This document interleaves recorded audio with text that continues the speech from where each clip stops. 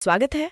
आज हम जिस सोर्स को देखने वाले हैं वो काफी अलग है। हाँ, वाकई बहुत ही अनोखा है। हमारे पास है SKR यानी सोनू कुमार की किताब द लेजेंड माइंड का एक चैप्टर। ये किताब भगवान शिव को समर्पित है, पर इसका स्टाइल बहुत ही यूनिक है।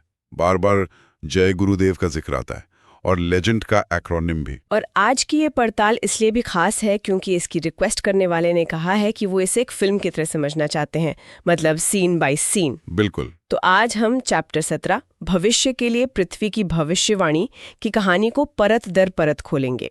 ये चैप्टर पृथ्वी के आकार, हमारे भविष्य और कर्म को लेकर एक बहुत ही असाधारण थ्योरी देता है। और इसे फिल्म की तरह देखना एक बेहतरीन तरीका है क्योंकि लेखक हमें एक बहुत बड़ी कहानी बता रहे हैं। वो कह रहे हैं कि पृथ्वी को सिर्फ एक चट्टान की तरह मत देखो, बल्कि उसे एक जीवित इकाई की तरह देखो। एक ऐसी इकाई जिसे चोट लगी है, जो घायल है और अब वो खुद को ठीक कर रही है। तो चलिए इस कहानी के पहले सीन से शुरू करते हैं। ठीक है, तो फिर शुरू करते हैं। इस फिल्म का ओपनिंग शॉट क्या है? कहानी शुरू कहाँ से होती है? कहानी की शुरुआत होती है एक बहुत बड़े दावे से। आप एक फ्लैशबैक सीन की कल्पना कीजिए, आदिकाल का। लेखक के मुताबिक उस समय हमारी पृथ्वी वैसी नहीं थी जैसी आज है। अच्छा। आज पृथ्वी का आकार जियोइड है, मतलब ध्रुवों पर थोड़ी चपटी। लेकिन लेखक कहते हैं कि इसका ओरिजिनल शेप एक परफेक्ट स्फीयर था, एक आदर्श गोला। एक परफेक्ट स्फीयर। तो फिर सवाल उठता है कि ये शेप बदला क्यों? अगर ये एक आदर्श गोला थी तो आज ऐसी क्यों है? और यहीं पर लेखक एक बहुत दिलचस्प एनालॉजी का इस्तेमाल करते हैं। ये कहानी का पहला बड़ा प्लॉट पॉइंट है, समझ लीजिए। बताइए। वो कहते हैं, सोचिए आपके पास एक कमरा है। अगर आप उस कमरे में कुछ जानवरों को 1 साल के लिए बंद कर दें तो क्या होगा? कमरा बहुत गंदा हो जाएगा, चारों तरफ मैस होगा, शायद बदबू भी आएगी। बिल्कुल। लेकिन कमरे का स्ट्रक्चर, उसकी दीवारें, उसकी छत, वो तो वैसी ही रहेंगी। जानवर कमरे को गंदा कर सकते हैं पर उसका आकार नहीं बदल सकते। एग्जैक्टली। अब उसी कमरे में जानवरों की जगह 2-3 इंसानों को 1 साल के लिए छोड़ दीजिए। अच्छा, तो इंसान तो उसे साफ रखेंगे और शायद अपनी जरूरत के हिसाब से बदल भी देंगे। हो सकता है कोई दीवार तोड़कर दरवाजा बना लें या एक नई खिड़की लगा दें। यही कोर आइडिया है। लेखक इसी तर्क को पूरी पृथ्वी पर लागू करते हैं, जिसे वो एक मेगा रूम कहते हैं। एक मेगा रूम? हाँ, उनका कहना है कि इस विशाल कमरे में सिर्फ हम इंसानों ने ही पृथ्वी के आकार को बदला है।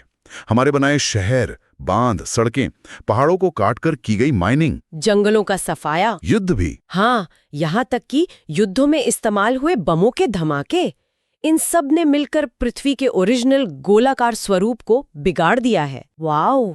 तो जिसे हम डेवलपमेंट या प्रोग्रेस कहते हैं, लेखक उसे एक तरह से ग्रह के डिफॉर्मेशन के तौर पर देख रहे हैं। ये तो कहानी का एक बहुत बड़ा कॉन्फ्लिक्ट सेटअप कर देता है। बिल्कुल।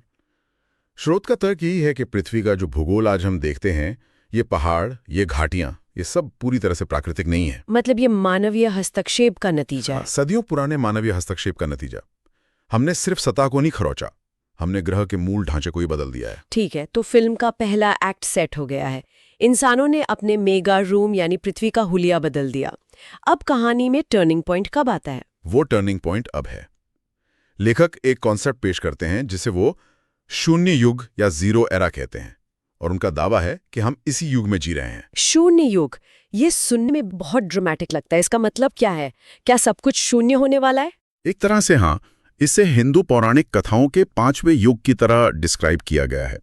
4 युग तो हम जानते हैं, सतयुग, त्रेता, द्वापर और कलयुग। लेखक इसे एक 5वें ट्रांजिशनल युग के रूप में देखते हैं।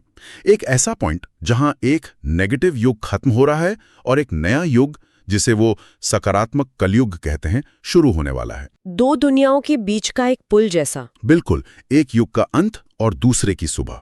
लेकिन ये सिर्फ एक स्पिरिचुअल टाइमलाइन तो नहीं लगती। इसका पृथ्वी के आकार बदलने से क्या लेना देना है? यही तो इस कहानी का ट्विस्ट है। लेखक के अनुसार ये शून्य युग सिर्फ आध्यात्मिक बदलाव का समय नहीं है। तो फिर यही वो दौर है जिसमें पृथ्वी अपना बदला हुआ आकार ठीक करके अपने ओरिजिनल गोलाकार रूप में वापस आने की प्रक्रिया शुरू कर रही है। अब तक इंसान कहानी का मेन कैरेक्टर था, और अब पृथ्वी खुद मेन कैरेक्टर बन रही है। The planet strikes back. हाँ, कुछ ऐसा ही। ओके, ये वाकई दिलचस्प हो रहा है। तो पृथ्वी पलटवार कर रही है, पर कैसे? वो ये बदलाव करेगी कैसे? इसके लिए लेखक एक और बहुत पावरफुल एनालॉजी का इस्तेमाल करते हैं। कल्पना कीजिए कि किसी का एक्सीडेंट हो गया, और उसे शरीर पर गहरे घाव लगे हैं। ठीक है। डॉक्टर क्या करते हैं? वो दवा लगाते हैं, पट्टी करते हैं, सपोर्ट देते हैं। लेकिन असली हीलिंग कौन करता है? शरीर खुद करता है। शरीर धीरे धीरे नई स्किन उगाता है, टूटी हड्डियों को जोड़ता है। The body heels itself. बस यही लेखक कहते हैं कि पृथ्वी भी ठीक उसी घायल इंसान की तरह अब खुद को हील कर रही है। मानवीय गतिविधियों ने उसे जो अनगिनत घाव दिए हैं वो अब उन्हें भर रही है। तो अगर पृथ्वी खुद को हील कर रही है तो उसकी दवा और पट्टी क्या है? ये हीलिंग प्रोसेस हमें दिखेगा कैसे? और जवाब थोड़ा चौंकाने वाला है। स्रोत के अनुसार पृथ्वी की दवा है प्राकृतिक आपदाएं। क्या आप कह रहे हैं भूकंप, बाढ़, ज्वालामुखी, ये सब? हाँ, भूकंप, भूस्खलन, ज्वालामुखी विस्फोट, अचानक आने वाली बाढ़ और लगातार बढ़ते तूफान और चक्रवात। लेकिन हम तो इन्हें विनाश के तौर पर देखते हैं। बिल्कुल, पर लेखक के अनुसार ये सब रैंडम घटनाएं नहीं हैं।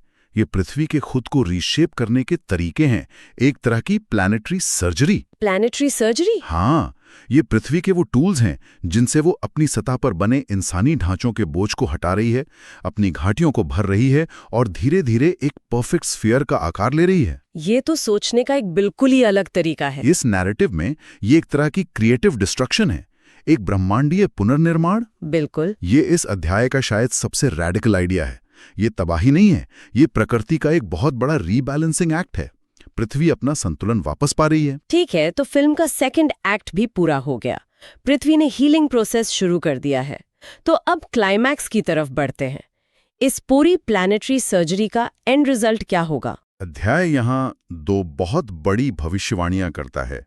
ये कहानी का क्लाइमैक्स है। पहली भविष्यवाणी पृथ्वी के रोटेशन पीरियड यानी उसके परिक्रमण काल से जुड़ी है। मतलब 1 साल में दिनों की संख्या। हाँ, लेखक का तर्क ये है कि जैसे जैसे पृथ्वी अपनी सतह से इंसानी निर्माण का अतिरिक्त बोझ हटाएगी और अपना गोलाकार आकार वापस पाएगी, उसका कुल द्रव्यमान, मैस, कम हो जाएगा। और इसका साल की लंबाई पर क्या असर पड़ेगा? लेखक का कहना है कि इस अतिरिक्त वजन को कम करने से पृथ्वी की गति थोड़ी बदल जाएगी। और भविष्यवाणी क्या है? भविष्यवाणी ये है कि भविष्य में पृथ्वी को सूर्य के चारों ओर एक चक्कर पूरा करने में 365 दिनों के बजाय सिर्फ 360 दिन लगेंगे। 360 दिन? हाँ, लेखक का कहना है कि ये जो अतिरिक्त 5 दिन हैं, ये उस बोझ का नतीजा है जो हमने पृथ्वी पर लाद दिया है। 360, ये नंबर तो एक पूरे सर्कल की तरह है। 360 डिग्री, एक तरह की पूर्णता। बिल्कुल, और ये शून्य युग के कंसेप्ट से भी जुड़ता है, एक साइकिल का अंत और दूसरे की शुरुआत। ये तो हुई पहली भविष्यवाणी। दूसरी क्या है?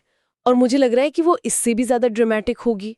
वो कहीं ज्यादा ड्रामेटिक है। दूसरी भविष्यवाणी सीधे तौर पर मानवता के भविष्य से जुड़ी है। अच्छा। स्रोत कहता है कि शून्य युग में संपत्ति और जीवन का भारी विनाश होगा। लेकिन ये सिर्फ एक फिजिकल प्रोसेस नहीं है, इसके साथ कर्म का सिद्धांत भी जुड़ा है। कर्म का सिद्धांत मतलब ये विनाश रैंडम नहीं होगा, ये किसी को टारगेट करेगा। लेखक के अनुसार ये विनाश बिल्कुल भी रैंडम नहीं होगा।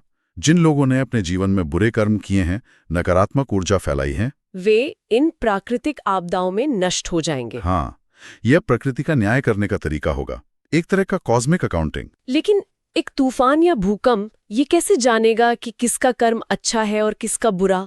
किताब इसे इस तरह नहीं समझाती, बल्कि इसे एक कॉस्मिक लॉ की तरह पेश किया गया है। जैसे गुरुत्वाकर्षण का नियम है, वो सोचता नहीं है, वो बस काम करता है। बिल्कुल वैसे ही कर्म का यह नियम इस शून्य युग में प्राकृतिक शक्तियों के जरिए काम करेगा।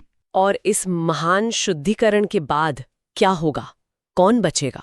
स्रोत के अनुसार केवल वे लोग बचेंगे जिन्होंने अच्छे कर्म किए हैं और जिनकी ऊर्जा सकारात्मक है। और इस शुद्धिकरण के बाद पृथ्वी पर एक नई दुनिया का उदय होगा। तो ये सिर्फ एक भविष्यवाणी नहीं है, बल्कि एक चेतावनी भी है। हाँ, और एक कॉल टू एक्शन भी। लेखक का सुझाव है कि सभी को नकारात्मकता छोड़कर सकारात्मकता फैलानी चाहिए, ताकि पृथ्वी पर ही स्वर्ग का निर्माण हो सके। वाह! तो ये है पूरी कहानी।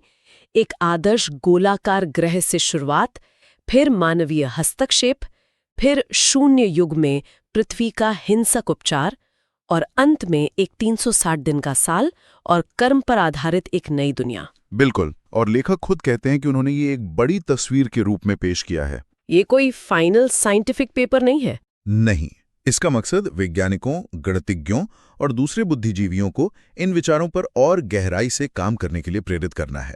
ये एक कॉन्वर्सेशन स्टार्टर है, एक कंक्लूजन नहीं। और ये हमें एक बहुत गहरे विचार के साथ छोड़ जाता है जिस पर सोचना जरूरी है। सोर्स का मूल सुझाव यही है कि प्राकृतिक आपदाएं ग्रहों के उपचार का एक रूप है, एक विचार को जन्म देता है। अगर हम अपने आसपास की प्राकृतिक घटनाओं को सिर्फ अंधाधुंध विनाश के रूप में देखने के बजाय बल्कि एक बहुत बड़े, एक ब्रह्मांडीय संतुलनकारी कार्य के हिस्से के रूप में देखें, तो पर्यावरण और इस ग्रह के साथ हमारा रिश्ता कैसे बदल सकता है।